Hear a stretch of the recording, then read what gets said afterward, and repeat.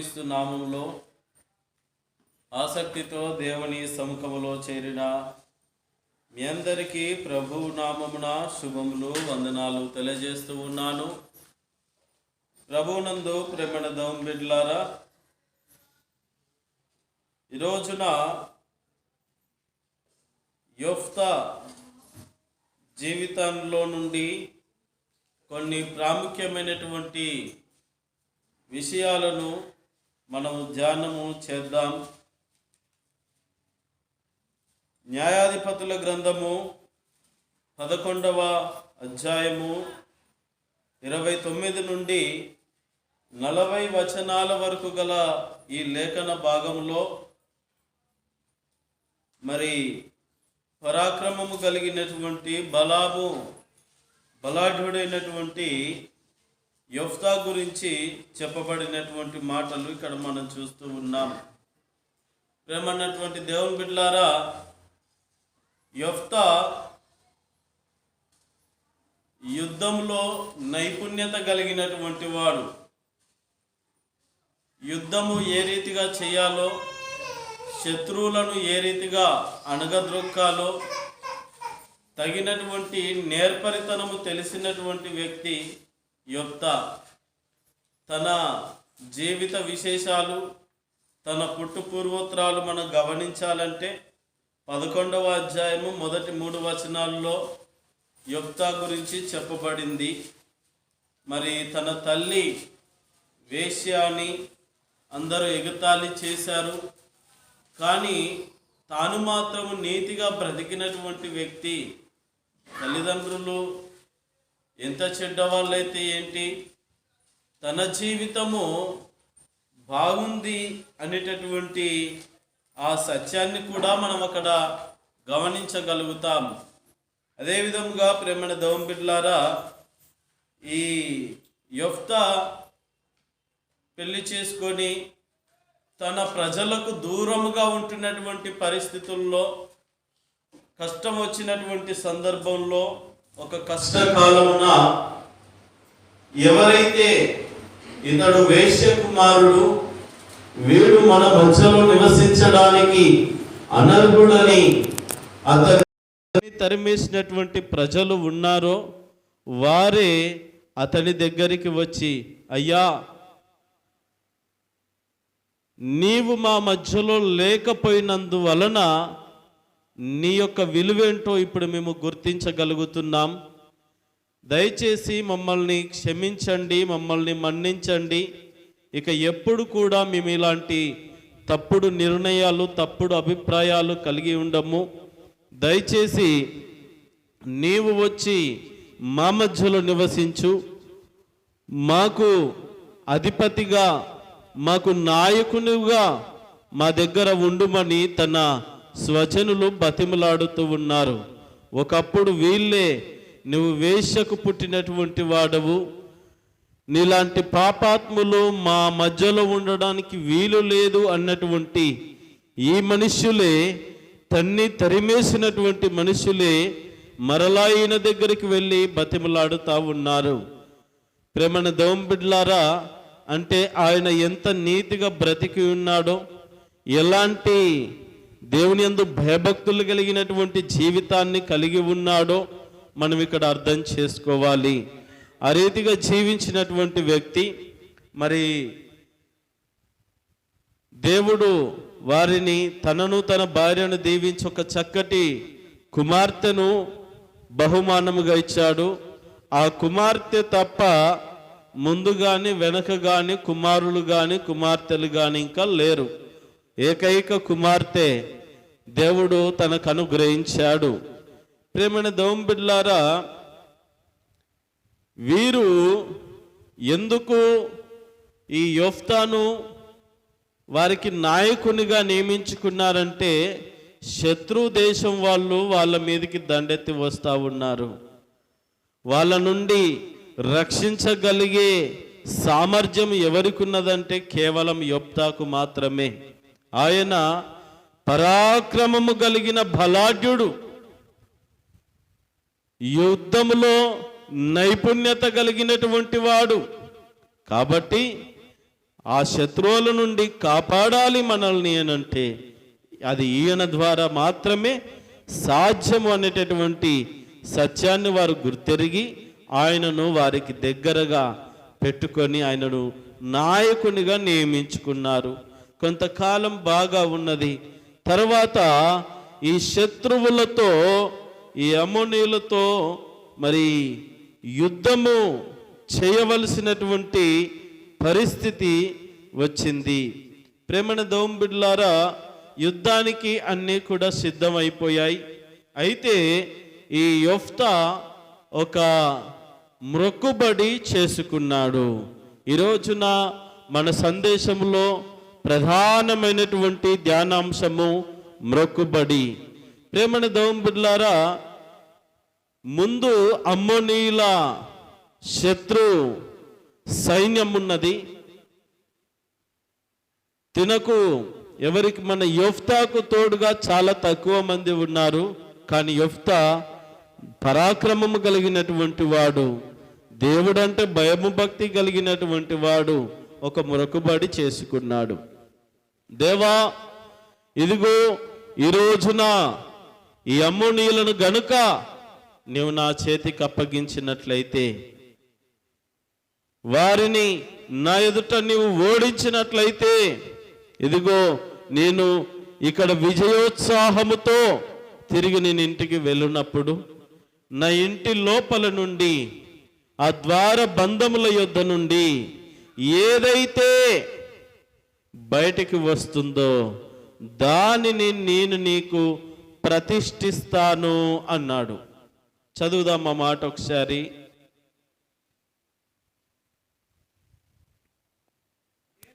31వ వచనమా? నేను అమ్మోనీయుల యొద్ద నుండి క్షేమముగా తిరిగి వచ్చినప్పుడు నన్ను ఎదుర్కొనుటకు నా ఇంటి ద్వారము నుండి బయలుదేరి వచ్చున్నది ఏదో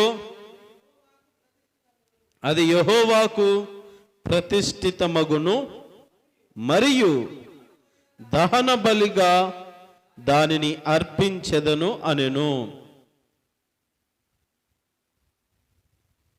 ప్రేమన దేవుని బిడ్డలారా, యెఫ్తా ఒక మొక్కుబడి చేసుకున్నాడు. ఏంటి? దేవా, నీవు గనుక ఈ అమ్మోనీయులతో నేను యుద్ధం చేస్తున్నాను కాబట్టి వీరి మీద నాకు విజయమునిస్తే, అనగా వారిని ఓడిస్తే, ఈ విజయోత్సాహముతో నేను ఇంటికి వెళుతూ ఉంటాను. అప్పుడు నన్ను ఎదుర్కోవడానికి ఏదైతే, అది ఏదైనా కావచ్చు, ఆ మనిషి కావచ్చు, ఒక వ్యక్తి కావచ్చు, తన భార్య కావచ్చు. వాస్తవానికి వాళ్ళను ఈయన దృష్టిలో పెట్టుకోలేడు, భార్య బిడ్డల్ని దృష్టిలో పెట్టుకోలేడు. ఒకవేళ పనోడు ఎదురొచ్చాడు అనుకోండి, పనోడిని నీకు అర్పించేస్తాను. ఒకవేళ వారు పెంచుకునేటటువంటి సాధు జంతువులు ఎదురొచ్చాయి అనుకోండి, వాటిని నీకు అర్పిస్తాను. ఈ రీతిగా ఒక మొక్కుబడి చేసుకున్నాడు. మొత్తం మీద తాను చేసుకున్నటువంటి మొక్కుబడి ఎలా ఉన్నదంటే, నేను నా ఇంటికి వెళ్ళుచున్నప్పుడు నా ఇంటి ద్వారబంధముల నుండి ఏదైతే నన్ను ఎదుర్కోవడానికి, నేను విజయోత్సాహంతో వెళ్తున్నాను కదా, ఏదైతే నన్ను ఎదుర్కోవడానికి నా ముందుకు వస్తుందో దాన్ని నీకు ప్రతిష్ఠిస్తాను అన్నాడు. ప్రతిష్ఠిస్తాను అంటే అర్థం ఏంటి? అది దేవుని సొత్తు అన్నమాట. దేవునికి అర్పిస్తున్నాము. ఇక నాకు దానికి, ఆ వస్తువుకే కానీ ఆ జీవికే కానీ నాకు సంబంధము లేదు, అది నీది అని ఊరుకోకుండా ఏం చేశాడంటే, దానిని నీకు దహన బలిగా అర్పిస్తాను అన్నాడు. దహన బలిగా అనంటే మరి చంపేసి ముక్కలు ముక్కలుగా చేసి కాల్చి నీకు అర్పిస్తాను అనేటటువంటి భావం అన్నమాట. వాస్తవంగా దహన బలి అనేటటువంటిది గొర్రెలను చేస్తారు. ప్రత్యక్ష గుడారము దగ్గర దహన బలిగా గొర్రెను రక్తము చిందించి దాని కాళ్ళు చేతులను విడగొట్టేసి దాన్ని అగ్నిలో కాల్చాలి. అది దహన బలి. ప్రేమన దేవుని బిడ్డలారా, ఇక్కడ మనము జ్ఞాపకము చేసుకోవాల్సినటువంటి విషయము, ఈయన మ్రొక్కుబడి చేసుకున్నాడు. మ్రొక్కుబడి చేసుకున్న తర్వాత విజయాన్ని ఇచ్చాడు దేవుడు. ఇంటికి వెళ్తూ ఉన్నాడు. ఇంటికి వెళ్తుంటున్నటువంటి సందర్భంలో 34వ వచనములో, యెఫ్తా మిస్పాలోనున్న తన ఇంటికి వచ్చినప్పుడు అతని కుమార్తె తంబురలతోనూ నాట్యముతోనూ బయలుదేరి అతనిని ఎదుర్కొనెను. చూడండి ప్రేమణ దేవుని బిడ్డలారా, ఈయన మ్రొక్కుబడి ఏమని చేసుకున్నాడు ఎవరికి తెలియదు. మ్రొక్కుబడి వాస్తవానికి మ్రొక్కుబడి చేసుకునేది ఎవరికి తెలియనక్కర్లేదు, నీకు నీ దేవునికి తెలిస్తే చాలు. ఈయన మ్రొక్కుబడి చేసుకున్నాడు. నా ఇంటి ద్వారము నుండి ఏదైతే నన్ను ఎదుర్కొంటుందో దానిని నీకు అర్పిస్తాను అని మ్రొక్కుబడి చేసుకున్నాడు. మంచిది. ఇంటికి వెళ్తూ ఉన్నాడు. అలా ఇంటి దగ్గరికి వెళ్తున్నటువంటి సందర్భంలో తండ్రి గారు అమ్మోనీయులను హతము చేశాడంట. విజయముతో మన మధ్యలోనికి వస్తున్నాడనే సంగతి గుర్తెరిగిన బిడ్డ కుమార్తె తంబురా చేత పట్టుకొని వాయించుకుంటూ నాట్యము చేస్తూ పాట పాడుతూ దేవుని మహిమపరుస్తూ దేవుని స్తుతిస్తూ తండ్రిని మెచ్చుకొనుచూ బయటకు వస్తా ఉన్నది. చూడగానే గుండె ఆగినంత పని అయిపోయింది. గుండె ఆగిపోయినట్టేక, అవునా కాదా? గుండె ఆగిపోయినంత పని అయిపోయింది. ఆమె గాక అతనికి మగ సంతానమే గాని ఆడు సంతానమే గాని లేదు అని వ్రాయబడింది ఇక్కడ. ఆ ఒక్క కుమార్తె తప్ప మరలా మగ సంతానము గాని ఆడు సంతానము కానీ యెఫ్తాకు లేరు. ఒకటే బిడ్డ, ఏకైక కుమార్తె. ప్రేమణ దేవుని బిడ్డలారా, ఇప్పుడు చెప్పండి, ఒక్క నిమిషం ఇక్కడ ఆగి మనం ఆలోచన చేద్దాం. ఇప్పుడు యెఫ్తా మ్రొక్కుబడి చెల్లించాలా వద్దా? చెల్లించాలి, ఖచ్చితంగా చెల్లించాలి అనే వాళ్ళు ఒకసారి చేతులు ఎత్తండి. ఖచ్చితంగా మ్రొక్కుబడి చెల్లించాలి అనే వాళ్ళు చేతులు ఎత్తండి. ఇప్పుడు ఎత్తండి, దించండి. పర్లేదులే, దేవుడు మ్రొక్కుబడికే ప్రాధాన్యత ఇస్తాడా, ఏం వద్దులే అనే వాళ్ళు చేతులు ఎత్తండి. ఇటు దీనికి కాకుండా అటు దానికి కాకుండా మాకేది తెలియదండి అనే వాళ్ళు కూడా చేతులు ఎత్తవచ్చు. ఇప్పుడు కొంతమంది మరి దీనికి ఎత్తడం లేదు, దానికి ఎత్తడం లేదు. ప్రేమైన దేవుని బిడ్డలారా, ఈ రోజున క్రైస్తవులలో ఉన్నటువంటి పెద్ద సమస్య ఏంటి అని అంటే, ఈ మ్రొక్కుబడి విషయంలో సమస్య ఉన్నది. ఖచ్చితంగా ఈ సమస్య ఉన్నది. అది ఏ రీతిగానో నేను తెలియచేస్తాను ముందు. ప్రేమణ దేవుని బిడ్డలారా, చూడండి, ఆ అమ్మాయి తనను ఎదుర్కొన్నది. అప్పుడు 35వ వచనంలో రాయబడినటువంటి మాట, కాబట్టి అతడు ఆమెను చూచి తన బట్టలన్నీ చింపుకొని, అయ్యో నా కుమారి, నీవు నన్ను బహుగా కృంగజేసితివి, నీవు నన్ను తల్లడింప చేయి వారిలో ఒకటివైతివి, నేను యెహోవాకు మాట ఇచ్చి ఉన్నాను గనుక వెనుక తీయలేననగా. అయ్యో నా కుమార్తె, నన్ను తల్లడింపజేస్తున్నావు. శత్రువులే ఇంతవరకు నన్ను తల్లడింపజేయలేదు. ఒకవేళ వాళ్ళు తల్లడింపజేసినట్లయితే వాళ్ళలో నువ్వు కూడా ఒకదాని అయిపోయావు. ఈ రోజున నన్ను బాధ పెడతా ఉన్నావు. నేను దేవునికి మాటిచ్చానమ్మా, ఇప్పుడు నేనేమి చేయలేను, నేను దేవునికి మ్రొక్కుబడి చేసుకున్నాను అన్నప్పుడు, ఏంటి నాన్న, ఏంటి విషయం చెప్పుమన్నప్పుడు, అమ్మా నేను అమ్మోనీయుల మీద విజయాన్ని దేవుడు ప్రసాదిస్తే, ఈ యుద్ధములు నేను గెలిస్తే నాకు దేవుడు విజయాన్ని ఇస్తే నా ఇంటి గుమ్మం నుండి ఏది బయటకు వస్తుందో అది దేవునికి ప్రతిష్ఠించి దహన బలిగా ఇస్తానని మొక్కుబడి చేసుకున్నాను. నీవు వచ్చావేంటమ్మా? కాబట్టి ఇప్పుడు నిన్ను మొక్కుబడి చేసుకున్నాను కాబట్టి ఖచ్చితంగా ఇవ్వాలి. నా హృదయము అంగీకరించడం లేదు, నా ప్రాణం ఒప్పుకోవడం లేదు, కానీ చెయ్యక తప్పదు, ఇది మొక్కుబడి అని తన కూతురికి చెప్పాడు. కూతురు కూడా మాట్లాడుకుంటే సరే మీ ఇష్టం నాన్నగారు అని చెప్పేసి, అయితే నాకు ఒక 2 నెలలు టైం ఇవ్వు, నా కన్యాత్వం నిరూపించుకోవడానికి కొండలకు వెళ్ళి వస్తాను అనేటువంటి వారి ఆచార సంప్రదాయాల ప్రకారముగా కొంతమంది స్త్రీలతో చలికత్తలతో కలిసి తాను కొండలోనికి ఒక 2 నెలలు వెళ్ళి వచ్చి గడువు తీసుకొని తన చివరి కోరిక తీర్చుకొని తండ్రికి సమర్పించుకున్నది. తండ్రి తాను మొక్కుబడి చేసుకున్న విధంగా ఆమెను దహన బలిగా అర్పించేశాడు. దేవునికి మహిమ కలుగును గాక. హల్లెలూయా.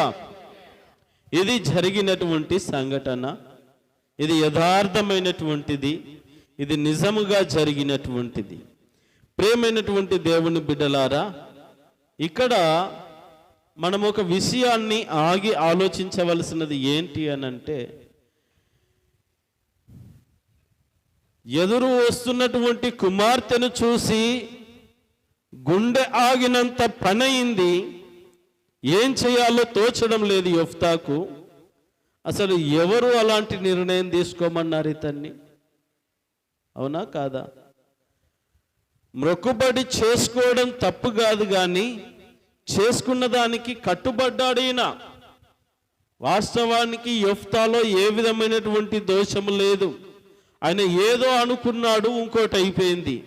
కానీ మొక్కుకున్న మొక్కుబడిని మాత్రము చక్కగా తీర్చాడు, దాంట్లో ఏ దోషం లేదు. కానీ బ్రతికినంత కాలము ఆ హృదయ వేదన ఒక తండ్రికి ఉంటుందా, ఉండదా? మొక్కుబడి తీర్చొచ్చు, కానీ ఒకగానొక మిగిలిన కుమార్తెలో ఉన్నారిక, సర్లే ఈ అమ్మాయి లేనందుకు వాళ్ళని చూసుకొనైనా బ్రతుకుతాను అనేటటువంటి పరిస్థితి లేదు. ఒకతే కుమార్తె, ఎవరు లేరు.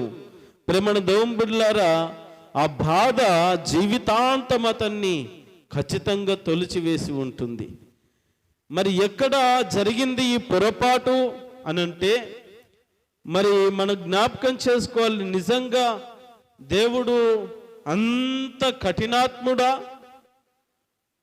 నిజంగా బలి ఇవ్వకపోతే లేదా మొక్కుబడి తీర్చకపోతే అంత పెద్ద పాపమా అనంటే, దేవుడు క్షమించేటటువంటి మనస్తత్వం కలిగిన వాడే.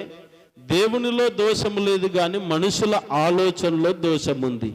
బాగా జ్ఞాపకం పెట్టుకోవాలి. మొక్కుబడి ఎప్పుడు వస్తుందో తెలుసా? ఒక మనిషి జీవితంలో మనిషికి ఏదైనా అవసరమైనప్పుడు మొక్కుబడి వస్తుంది. అవునా కాదా? ఇప్పుడు అపాయంలో ఉన్నారు, ఇక డాక్టర్లు రేపో మాపో మేము గ్యారంటీ ఇవ్వలేమండి అన్నప్పుడు ఏం చేస్తారు? చాలా మంది మొక్కుబడులు చేసుకుంటారు. దేవా, నీవు గనుక ఈమెను నన్ను బ్రతికించావంటే ఇంత డబ్బో లేకపోతే ఏదో ఒకటి నేను ఇస్తాను, నీ ఆలయానికి ఇస్తాను, లేకపోతే సేవకు ఇస్తాను, ఈ రీతిగా సమర్పించుకుంటా ఉంటారు, మొక్కుబడి చేసేసుకుంటా ఉంటారు. ఖచ్చితంగా ఒక కార్యము జరగాలి అన్నప్పుడు ఖచ్చితంగా మొక్కుబడి చేసుకుంటారు. అప్పుడు ఎలా చేయాలో కూడా తెలీదు. తక్కువ లోపల నుండి వచ్చేస్తుంది, మాట ఇచ్చేస్తారు, వాగ్దానం చేసేస్తారు. అంతా సెట్ అయిపోయిన తర్వాత దాన్ని మర్చిపోతారు. అలా మర్చిపోయి విడిచిపెట్టి దాని శాపాన్ని పాపాన్ని మూటగట్టుకునే వాళ్ళు ఎంతోమంది ఉన్నారు. ఈరోజున ప్రేమైన దేవుని బిడ్డలారా, నేను మనవి చేస్తా ఉన్నాను, మొక్కుబడి చేసుకోవడం చేసుకోకపోవడం అది నీ వ్యక్తిగతం. ఖచ్చితంగా మొక్కుబడి చేసుకోవాలని దేవుడు చెప్పలేదు. చేసుకుంటే కట్టుబడి ఉండమన్నాడు. చేసుకోకపోతే ఇక నీకు ఏమి ఇబ్బంది లేదు. ఇది దేవుడు చెప్పినటువంటి మాట. ప్రేమన దేవుని బిడ్డలారా, ఇక్కడ యెఫ్తా ఇలాంటి ఆలోచనకు బదులుగా, దేవా నీవు నాకు విజయాన్ని ఇస్తే నేను ఇంటికి వెళ్ళిన తర్వాత ఓ మంచి సభ పెట్టి అందరికి విందు చేయిస్తాను, నీకు ఈ గొర్రెలను మేకలను బలిగా ఇస్తాను అని వాగ్దానం చేసి ఉండొచ్చు, మొక్కుబడి చేసి ఉండొచ్చు. దేవుడు ఒప్పుకునేవాడే. అర్థమవుతుందా? ఇంకోటి ఏదైనా వగైరా తనకు తోచినటువంటి వారి పద్ధతిలో మొక్కుబడి చేసుకుని ఉండవచ్చు. దీన్ని ఏమంటారంటే అసలు అంతు పొంతు లేనటువంటి ఆలోచన. అసలు ఏమి అక్కడ దానికి ఒక తలాతోక లేనటువంటి విధముగా ఉన్నది తన మాట. ఏమిని మొక్కుబడి చేస్తున్నాడో తనకే అర్థం కావడం లేదు. ఆయన ఏమనుకున్నాడో, కానీ తీరా చూస్తే జరిగింది చాలా దారుణంగా ఉన్నది. ఇలాంటి పరిస్థితి ఎవరికి ఎదురు కాకూడదు అని మనం కోరుకుంటాం. అలాగే అతనికి జరిగింది. ప్రేమను దేవుని బిడ్డలారా, మరి ఆయన ఏమి ఎదురొస్తుంది అనుకుంటున్నాడో ఇంటిలో నుండి స్పష్టంగా వ్రాయబడినటువంటి మాట, ఇంటి గుమ్మములో నుండి, లోపల నుండి బయటకి నన్ను ఎదుర్కోవడానికి ఏదైతే వస్తుందో అక్కడ మనిషి పేరు కానీ లేదా మనుషులనని కానీ ఒక జీవి అని కానీ ఒక వస్తువు అని కానీ మెన్షన్ చేయలేదు. అది ఏదైనా సరే ఒక అర్థం పర్థం లేనటువంటి మొక్కుబడి చేసుకొని, ఒక ఆలోచన లేకుండా ఆలోచన రహితంగా మొక్కుబడి చేసేసుకొని, అయ్యో ఏంటి నేను ఇలా చేశానని బాధపడతా ఉన్నాడు. ఈ రోజున చాలా మంది జీవితాల్లో ఉన్నటువంటి పెద్ద సమస్య ఇది. అవసరానికి, ఆపదలో, ఒక విపత్తులో, ఒక భయంకరమైన రోగము వచ్చినటువంటి పరిస్థితుల్లో ఏదో ఒక నోటుకొచ్చినట్లుగా వాగ్దానము చేసేసుకొని దేవుని దగ్గర మొక్కుబడి చేసేసుకుంటా ఉంటారు. అంత తేలుకున్న తర్వాత ఏంటి నేను ఇలా చేశానా అని దాన్ని అలాగే నిలిపేస్తూ ఉంటారు. ఆ నిలిపివేయడంలో ఉన్నటువంటి ఆ పాపపు మూట ఇంకోటి ఉండదు. బైబిల్ గ్రంథం స్పష్టంగా సెలవిస్తుంది. సంఖ్యాకాండం 30వ అధ్యాయం 2వ వచనం ఒకసారి చదువుకుందాం, తీయండి. సంఖ్యాకాండము 30వ అధ్యాయం 2వ వచనం.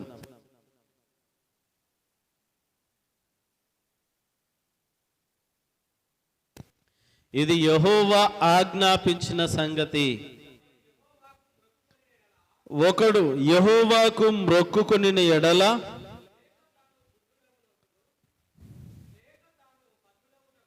లేక తాను బద్ధుడగుటకు ప్రమాణము చేసిన ఎడల అతడు తన మాట తప్పక తన నోట నుండి వచ్చినదంతయు నెరవేర్చవలెను. జాగ్రత్తగా వినండి. దేవుని శాసనము చెప్తా ఉన్నది, దేవుని యొక్క ధర్మశాస్త్రం బోధిస్తా ఉన్నది. ఏమని? ఒకడు తన నోట నుండి ఏదైనా ప్రమాణము గాని లేదా ఏదైనా మొక్కుబడి గాని ఆ మాటలు వచ్చాయి అనంటే, అది ఏదైతే వచ్చిందో దానికి వాళ్ళు కట్టుబడి ఉండాలి. ఖచ్చితంగా 100కి 100 కట్టుబడి ఉండాలి అని వ్రాయబడి ఉన్నది. మరొక మాట చదువుకుందాం. ప్రసంగి గ్రంథము 5వ అధ్యాయం 4వ వచనం చదవండి. ప్రసంగి గ్రంథము 5వ అధ్యాయము 4వ వచనము.